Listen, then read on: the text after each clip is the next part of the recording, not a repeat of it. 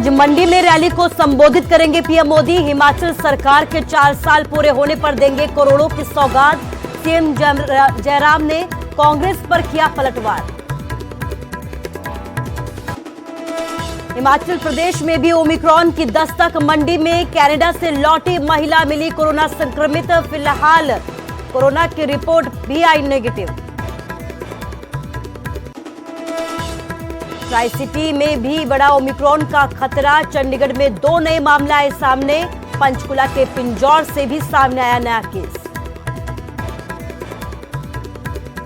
Batala rally में दहाड़े नवजोत सिंह सिद्धू। कहा, मजीठिया की गिरफ्तारी तक चुप नहीं बैठूंगा, सिर्फ एफआईआर की खानापूर्ति नहीं चलेगी।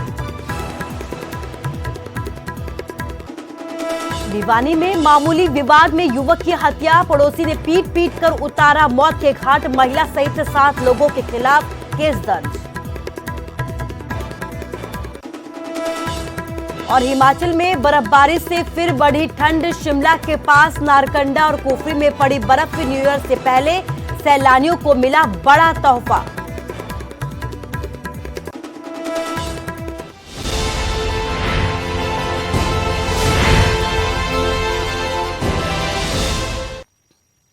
नमस्कार, स्वागत है आपका न्यूज 18 पंजाब हरियाणा हिमाचल में। मैं हूं आपके साथ कुसुम रावत। बुलेटिन का आगाज हिमाचल की खबर के साथ करेंगे।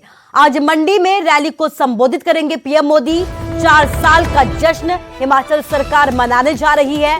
करोड़ों की सौगात भी दी जाएगी। करोड़ों की योजनाओं की आज सौगात पीएम मोदी की तरफ से दी जाएगी। दोपहर 12 बजे तक रैली में पहुंचेंगे पीएम मोदी। रैली के बहाने कांग्रेस पर बरसते हुए भी नजर आए सीएम जयराम ठाकुर। तो हिमाचल सरकार के 4 साल पूरे हो गए और 4 साल पूरे होने के मौके पर हिमाचल सरकार जो है आज बड़ा कार्यक्रम करने जा रही है, भव्य कार्यक्रम करने जा रही है। इसी मौके पर पीएम मोदी को भी न्योता दिया गया है और आज हिमाचल में पीएम मोदी पहुंचेंगे। कहा यह जा रहा है कि हिमाचल पहुंचने पर करोड़ों की सौगात पीएम मोदी हिमाचल वासियों को देंगे। इसके साथ ही अगर सीएम जयराम ठाकुर की बात की जाए तो सीएम जयराम ठाकुर की तरफ से ये कहा गया है कि ये जो कार्यक्रम है ये ऐतिहासिक होगा और इस कार्यक्रम के जरिए हिमाचल के लोगों को करोड़ों की सौगात भी दी जाएगी। और यही वजह है कि इस कार्यक्रम की तैयारी भी भव्य तरीके से की गई है और आज इस कार्यक्रम में पीएम नरेंद्र मोदी भी पहुंचने वाले हैं। है और इस प्रकार की बारिश की थोड़ी जरूरत हम भी महसूस करते थे क्योंकि धूल काफी ज्यादा हो गई थी यहाँ मैदान में। लेकिन मुझे इस बात को लेकर के संतोष है कि कल का मौसम बिल्कुल साफ बताया गया और हमने देवी देवताओं से भी प्रार्थना की है और विशेष तौर से कमरुनाग जी से भी प्रार्थना की है कि कल का मौसम साफ रहे ताकि हमारा ये कार्यक्रम बहुत उत्साह के साथ सफल हो सके।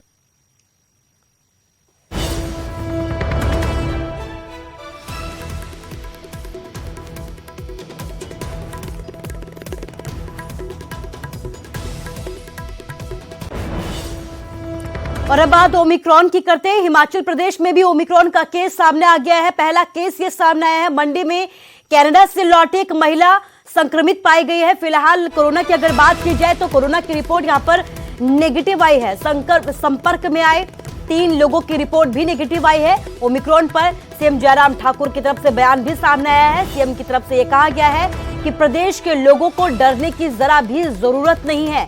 संपर्क में आई महिला की कोरोना रिपोर्ट जो है वो नेगेटिव आई है। लेकिन बड़ी बात यह है कि हिमाचल में भी ओमिक्रॉन का केस आ गया है। पहला केस ये सामने आया है, कनाडा से लौटी महिला कोरोना संक्रमित पाई गई है। मंडी में पहला केस मिला है और सीएम जयराम ठाकुर की तरफ से बयान सामने आया है। उनकी तरफ से ये कहा गया है कि प्रदेश के लोगों को डरने की जरूरत नहीं है बल्कि सावधान रहने की जरूरत है।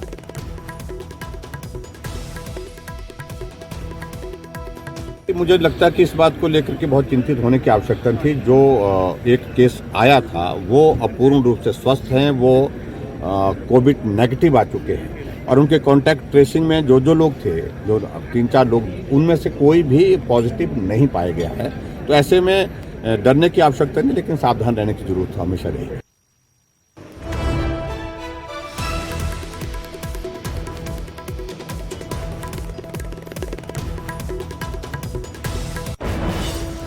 बात अगर चंडीगढ़ की जाए तो चंडीगढ़ में भी ओमिक्रॉन के 2 नए मामले सामने आए हैं। 2 नए मामलों की यहां पर ओमिक्रॉन की पुष्टि हो गई है। 80 साल के बुजुर्ग और 45 साल के एक युवक में ओमिक्रॉन की पुष्टि की गई है। परिवार के 5 सदस्यों के सैंपल जांच के लिए भेज दिए गए हैं। 3 सदस्यों की रिपोर्ट आना अभी बाकी है, इंतजार किया जा रहा है। और अब तक चंडीगढ़ में ओमिक्रॉन के टोटल आंकड़ों की बात की जाए तो 3 यहां पर ओमिक्रॉन के केस हो चुके हैं। 2 जो नए केस है वो भी आए हैं जिनकी पुष्टि हो गई। एक पहले भी केस चंडीगढ़ में सामने आया था। अभी की अगर बात की जाए तो एक 80 साल के बुजुर्ग में ओमिक्रॉन की पुष्टि हुई है। इसके साथ एक 45 साल के युवक में भी ओमिक्रॉन की पुष्टि की गई है।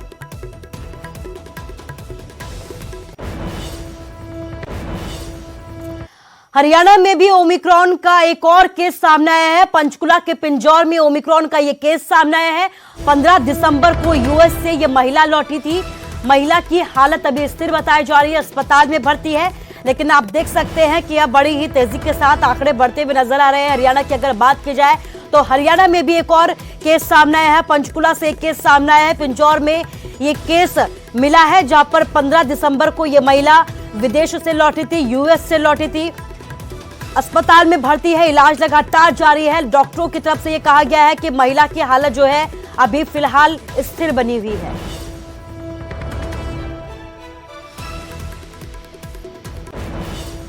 और बात सियासत की करेंगे। गुरदासपुर के बटाला रैली में नवजोत सिंह सिद्धू ने एक बार फिर से अपनी ही सरकार को निशाने पर ले लिया। मजीठिया के मुद्दे पर सिद्धू सरकार को घेरते हुए नजर आए। सिद्धू ने कहा कि सिर्फ एफआईआर की खानापूर्ति से अब कुछ भी नहीं होगा। जब तक बिक्रम सिंह मजीठिया की गिरफ्तारी नहीं की जाती वो चुप नहीं बैठेंगे। वहीं खनन को लेकर भी सिद्धू ने सरकार पर जमकर निशाने साधे।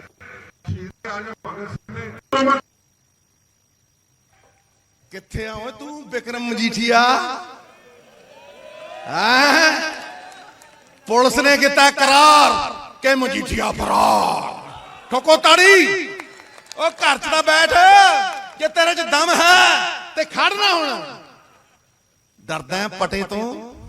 ठोको ताड़ी ठोको। ते सिद्धू दा स्टैंड खड़ा सी कि नहीं? ये पहली बार है कि डीजीपी बदलिया गया। डीजीपीओ ਜਿਹੜਾ ਇਹਨਾਂ ਦਾ ਯਾਰ ਸੀ 75 25 ਤੋੜੀ ਕਿ ਨਹੀਂ ਤੋੜੀ? ਸਿੱਧੂ ਨੇ ਤੋੜੀ ਕਿ ਨਹੀਂ ਤੋੜੀ? ਦੱਸੋ ਤੋੜੀ? ਐਫਆਈਆਰ ਦਰਜ ਹੋਈ ਕਿ ਨਹੀਂ ਹੋਈ? ਕੌਣ ਲੜਿਆ 5 ਸਾਲ ਇਹਨਾਂ ਨਾਲ? ਰੇਤਾ ਮਾਫੀਆ, ਫਲਾਨਾ ਮਾਫੀਆ, ਟਮਕਾਨਾ ਮਾਫੀਆ, ਕੱਲਾ ਸਿੱਧੂ ਲੜਿਆ। ਸਿੱਧੂ ਲੜਿਆ ਔਰ ਅੜਿਆ। ਤੇ ਅੱਜ ਕਹਾਂ ਹੈ ਮਜੀਠੀਆ? ਠੋਕੋ ਠੋਕੋ ਤਾੜੀ ਠੋਕੋ ਜਰਾ ਟਿਕਾ ਕੇ। ਇਹ ਉਹ ਲੋਕ ਨੇ ਜਿਹੜੇ ਸੱਤਾ ਪਿੰਦੀ ਅਮਰਿੰਦਰ ਵੱਡੇ ਵੱਡੇ ਤਸਕਰਾਂ ਦੇ ਨਾਲ ਸੌਂਦੇ ਹੁੰਦੇ ਸੀ। ਜਦੋਂ ਉਹ ਫੈਸਲੇ ਕਰਾਉਣੇ ਪੈਂਦੇ, ਲੜਨ ਪੈਂਦੇ ਤੇ ਇਹ ਫੈਸਲੇ ਕਰਾਉਂਦੇ ਹੁੰਦੇ ਸੀ। ਇਹਨਾਂ ਦੀਆਂ ਲਾਲ ਬੱਤੀਆਂ ਵਾਲੀਆਂ ਗੱਡੀਆਂ ਦੇ ਵਿੱਚ ਚਿੱਟੇ ਵਿਕੇ। ਇਹਨਾਂ ਦੀਆਂ ਲਾਲ ਬੱਤੀਆਂ ਵਾਲੀਆਂ ਗੱਡੀਆਂ ਦੇ ਵਿੱਚ ਡਰੱਗ ਦੀ ਸੇਲ ਹੋਈ। ਮਾਵਾਂ ਦੇ ਪੁੱਤਾਂ ਦੇ ਸਿਵਿਆਂ ਦੇ ਵਿੱਚ ਅੱਜ ਤੱਕ ਠੰਡ ਨਹੀਂ ਪਈ। ਐਫਆਈਆਰ ਨਾਲ ਕੱਖ ਨਹੀਂ ਹੋਣਾ ਜਦ ਤੱਕ ਪਟਾ ਫਿਰਦਾ ਨਹੀਂ, ਜਦ ਤੱਕ ਅਰੈਸਟ ਹੁੰਦਾ ਨਹੀਂ। ਸਿੱਧੂ ਚੈਨ ਨਾਲ ਬਹਿੰਦਾ ਨਹੀਂ। ਠੋਕੋ ਤਾੜੀ ਟਕਾ ਠੋਕੋ।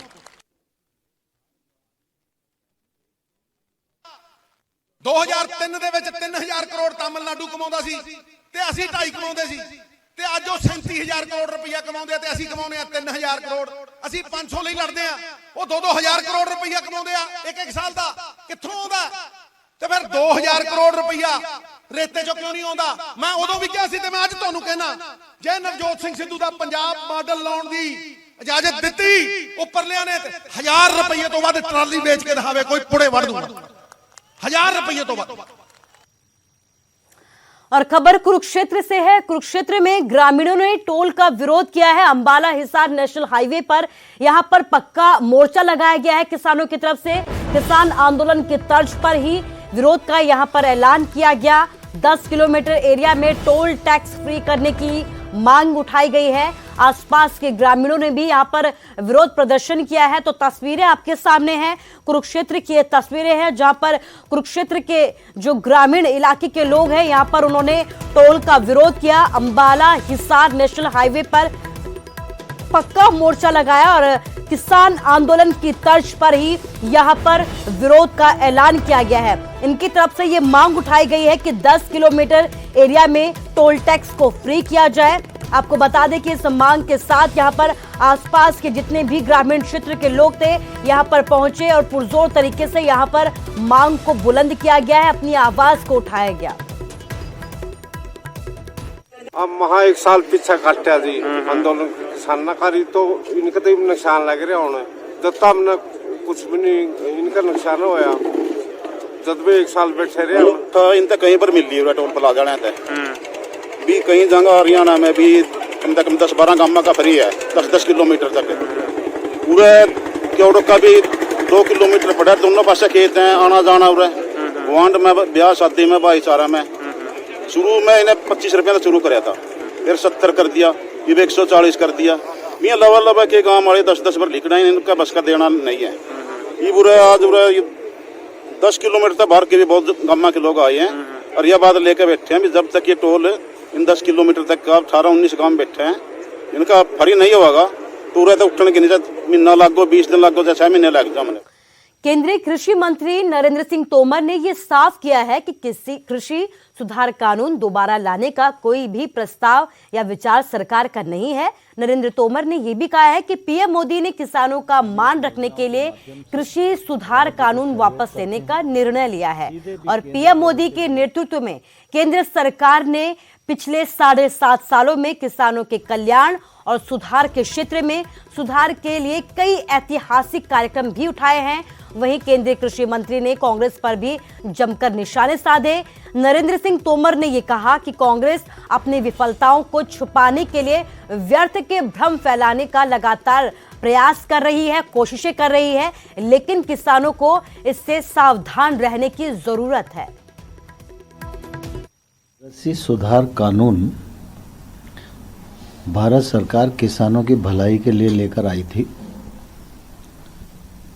भारत सरकार में प्रधानमंत्री जी ने आज़ादी के अमृत महोत्सव को दृष्टिगत रखते हुए बड़प्पन का परिचय दिया और आंदोलन को समाप्त करने की दृष्टि से उन कानूनों को वापस लिया है। अभी एग्रोविजन कार्यक्रम में मैं भाषण दे रहा था, मेरे शब्दों को गलत तरीके से प्रस्तुत करके उसकी गलत दिशा विकसित की जा रही है। मेरा कहने का आशय ये बिल्कुल नहीं था जो दिखाया जा रहा है। मैंने ये कहा था कि कृषि सुधार कानून की दृष्टि से हम पीछे हटे हैं, लेकिन किसान की भलाई के लिए लगातार भारत सरकार आगे बढ़ती रहेगी। इसलिए इस मामले में किसी को कोई गलतफहमी नहीं होनी चाहिए। कृषि का सुधार कानून दोबारा से लाने का सरकार का कोई विचार नहीं। और इधर किसान नेता राकेश टिकैत ने एक बार फिर कृषि कानूनों को लेकर सरकार को चेतावनी दी है। जयपुर पहुंचे राकेश टिकैत का जोरदार तरीके से स्वागत किया गया। टिकैत ने यह कहा कि किसान आंदोलन स्थगित हुआ है, खत्म नहीं हुआ है। सरकार समझौते पर काम कर रही है, लेकिन रफ्तार धीमी है।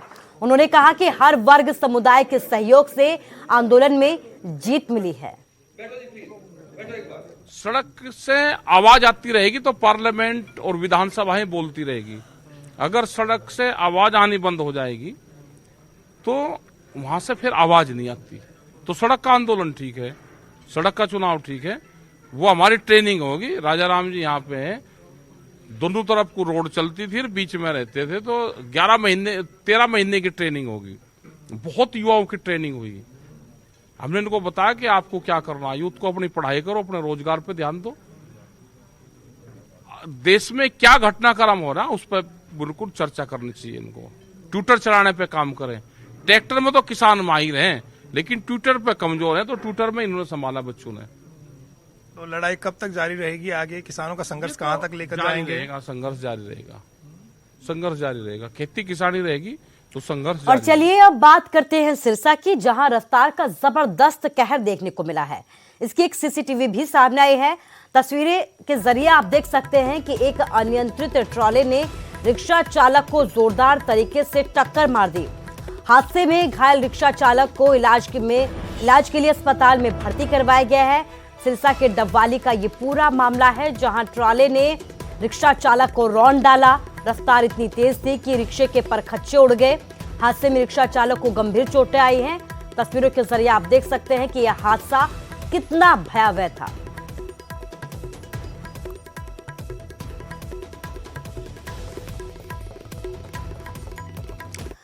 और कुंडली मानेसर पलवल एक्सप्रेस वे पर धुंध के कारण 28 गाड़ियां आपस में भिड़ गई।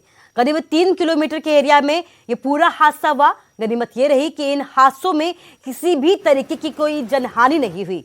हालांकि 6 से ज्यादा लोग घायल हो गए, जिन्हें अस्पताल में भर्ती करवाया गया है। वहीं से यातायात भी खासा प्रभावित हुआ। दूसरी तस्वीर आप देख सकते हैं, बहादुरगढ़ की तस्वीर है, जहां पर केएमपी फ्लाईओवर के पास एक रोडवेज बस और ट्रक की आपस में जोरदार तरीके से टक्कर हो गई। इस हादसे में 2 लोग गंभीर रूप से घायल हो गए, जिन्हें रोहतक पीजीआई रेफर किया गया है। रोडवेज की बस में करीब 25 से 30 यात्री सवार थे। 2 तस्वीरें हादसे की, जहां पर आप देख सकते हैं कि एक हादसा धुंध की वजह से हुआ तो दूसरा हादसा रफ्तार की वजह से। वो इतला मिली कि वो बहादुरगढ़ जो बाईपास है उसके पास कोई एक्सीडेंट हो रहा है। तब पहुंचे थे, एक बस कार और ट्रक का एक्सीडेंट हो रहा है। एक सवारी लेडीज थी, उसको तो हॉस्पिटल भेज दिया था। ट्रक ड्राइवर फंस रहा था, उसको निकलवा कर उसको भी हॉस्पिटल भिजवा दिया। अच्छा, कोई डेथ वगैरह तो नहीं, कोई नहीं है। बस में कितनी सवारी थी सर? बस में होगी 25-30 सवारी तो होगी। अच्छा, दूसरी बस मंगवा के न और वह सवारियों को उनको भेज दिया। भिवानी के बड़ेसरा गांव में मामूली विवाद में पड़ोसी ने पीट कर एक युवक को मौत के घाट उतार डाला। पुलिस ने एक महिला सहित 7 लोगों के खिलाफ पर्चा दर्ज कर जांच शुरू कर दी है।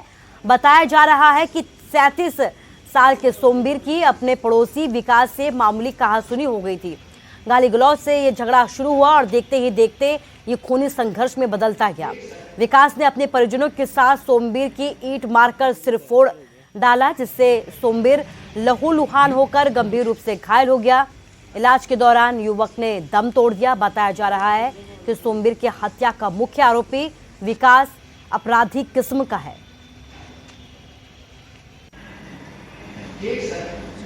दूसरे परिवार के साथ गाली गलौच हुई थी, तो उन्होंने गाली गलौच होते हुए वो झगड़े में बदल गया और उन्होंने एक दूसरे घर में ले जाके उसको ईंट पत्थरों से मार दिया। दिहाड़ी मजदूरी करता था मेरा भाई सोमवीर। बड़ेसरा में सूचना हमें मिली थी कि वहाँ लड़ाई झगड़ा हुआ है। लड़ाई झगड़ा है इसके साथ सोमवीर पुत्र ओम प्रकाश के साथ। वहाँ पे 7-8 लड़कों ने मार पिटाई करी, फिर उसको उठा के यहाँ ले आए सिविल अस्पताल में। सिविल अस्पताल में ले आए, यहाँ दाखिल कराने कुछ देर बाद उसकी